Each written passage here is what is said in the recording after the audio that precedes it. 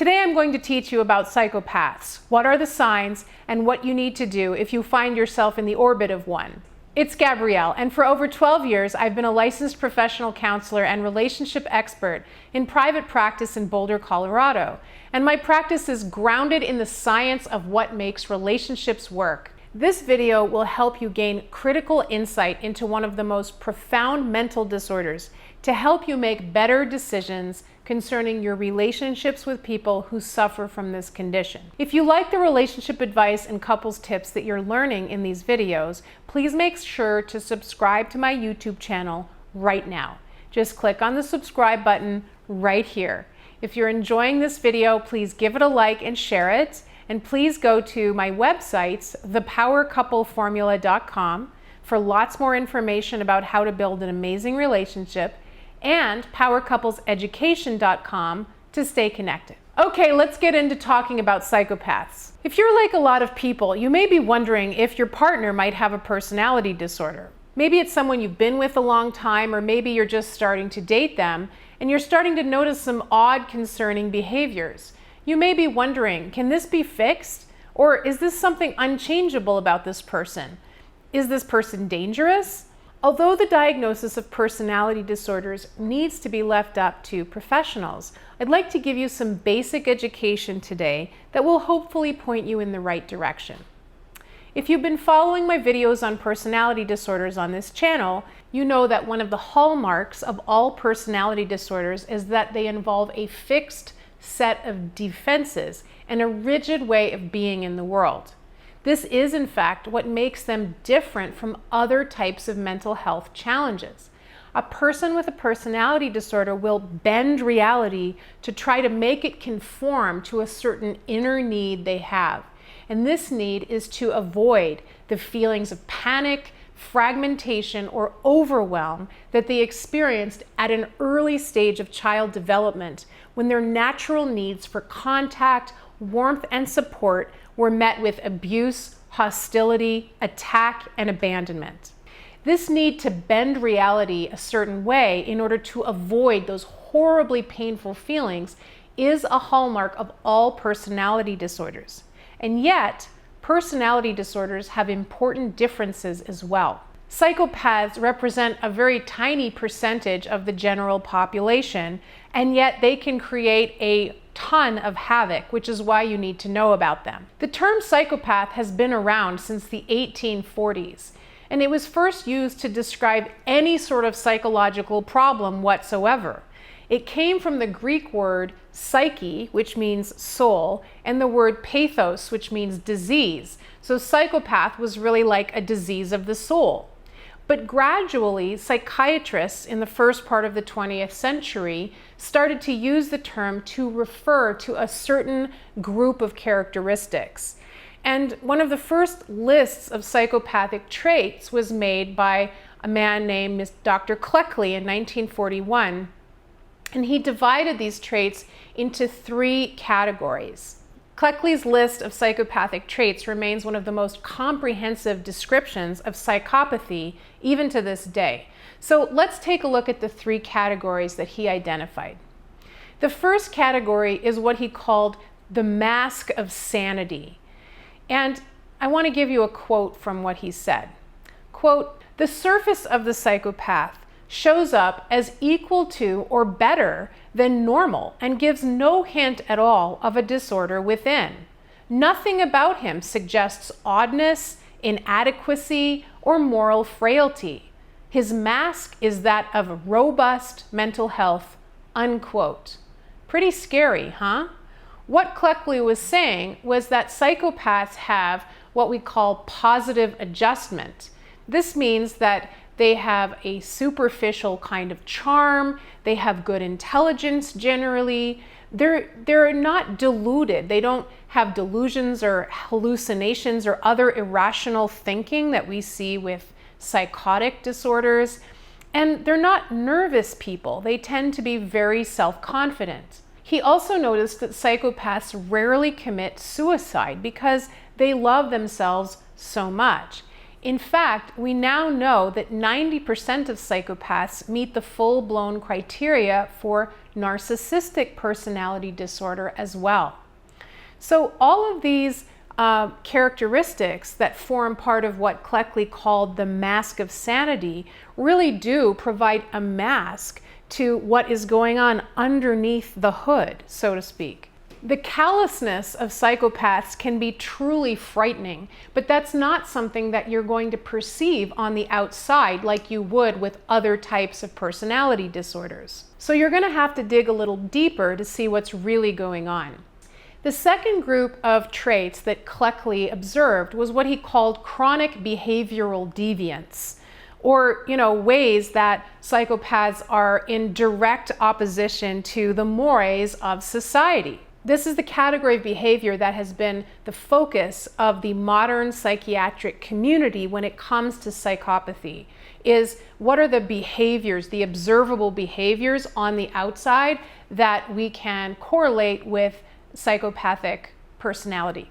And what Cleckley observed was the following in this category. He observed how unreliable psychopaths are. And obviously, unreliability is not a sign that you're dealing with a psychopath because lots of people are unreliable.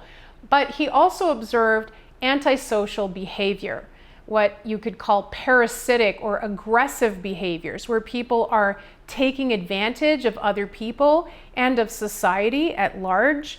And that it was something that began in childhood. This really has to do with a lack of investment in a value system. So people don't have any sense of values, any sense of what they think is right and good and what they should devote themselves to, that there are right behaviors and wrong behaviors. That internal sense of values is lacking in the psychopath. The psychoanalysts would call this lack of value system a lack of superego. The superego being the part of the personality in Freudian psychology that was responsible for kind of your moral compass, guiding you in this direction and away from that direction. And that was said to be something that you develop in relation to your parents when you're little. Your parents are supposed to be guiding you in your behavior. But because that doesn't happen in the life of a young psychopath, they become basically devoid of that sort of internal guidance, that internal value system. When we're talking about a value system, we're not talking about I believe anthropology is important versus political science. I mean, we're talking really about empathy and caring about other people and how our behaviors affect those around us. So for instance, if you look at the life history of a psychopath, you'll see that if they ever lost a pet, for instance, as a child, they experienced no sense of mourning. If they ever lost a parent or an important figure in their life, the characteristic is that they do not experience mourning. They don't go through a natural process of grief and loss. It's as though when someone disappears from their life, they're out of sight, out of mind. They simply don't exist anymore, and it's like they never did. Another aspect of the psychopath's chronic behavioral deviance is their complete inability to learn from previous experiences. So you'll see a situation where a psychopath will, commit a horrible murder and be in jail for it for decades, and then when they get released, they'll just go and commit the exact same murder again. It's like, the punishment they experienced didn't actually impact their behavior for the better in any way. It's as though they live in the eternal present and they have an incapacity to learn from their mistakes. Part of that living in the eternal present is also related to thrill seeking, having a sex life that is impersonal and very superficial and unrelated to the rest of their life, and a failure to follow any kind of coherent life plan. Now, this third group of traits that Cleckley identified, which he called the emotional interpersonal deficits, relates very directly to interpersonal relationships, and that's something that people ask me a lot about. What he noticed was a high degree of untruthfulness and insincerity in the psychopathic population. Where this really hits home and destroys people is the lack of remorse and shame for their behavior.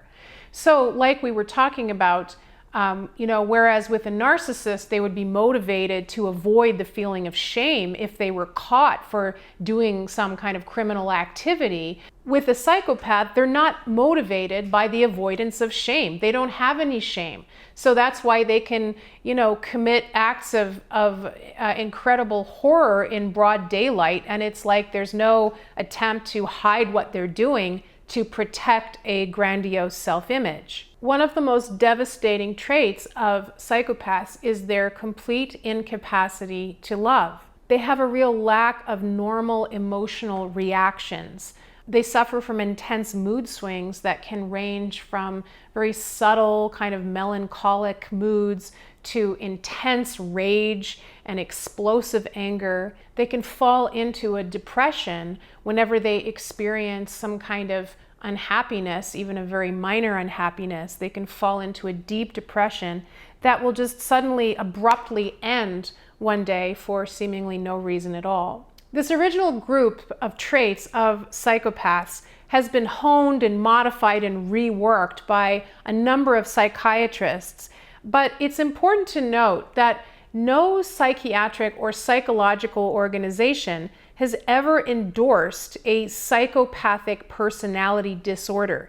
So psychopathy is not a personality disorder the way narcissistic personality disorder or borderline personality disorder is. What happened was psychopathy became subsumed in the criteria for what we now call antisocial personality disorder, or ASPD. So both psychopathy became subsumed under ASPD and also sociopathy. You've probably heard the term sociopath, which is another term that people have a lot of questions about. They wonder if sociopath and psychopath, are they the same thing or are they two different disorders? Are they personality disorders or something else? And in fact, the way we understand that now is that sociopathy and psychopathy are both subsumed under the diagnostic criteria for antisocial personality disorder. The bottom line is that there really isn't a difference between sociopaths and psychopaths. The terms can be used interchangeably. It's really just a matter of emphasis. So those who favor the term sociopath prefer to view the origins of this condition as being social or related to early childhood development, whereas those who view the origins of the condition as being genetic or psychological tend to use the term psychopath. Either way, if you have people in your life who meet the criteria for antisocial personality disorder or who are displaying psychopathic or sociopathic traits, it's important to know that as of this time, there is no treatment for this disorder. This incapacity to love and this general unresponsiveness to interpersonal relationship, this inability to invest in other people, is something we currently do not know how to change. If you're dating someone who seems to have many of these psychopathic criteria, please understand that there are many more fish in the sea. And if you have the notion that with just a little more love, you're sure that you can change them, you are really not in touch with reality, because that's not going to happen. It's a very sad feature of human existence that some people, whether for genetic reasons or developmental reasons, end up as psychopaths. But if you do meet someone who meets these criteria, it's important that you not try to develop a relationship with this person. You should focus on your own safety and protection. Now let's hear from you. Over the course of your life, have you met someone who suffered from this or seemed to have some of these traits? What type of figures from our political world history might come to mind when you think about psychopathic personality? Leave me your comments below. I look forward to reading them and seeing you in the next video.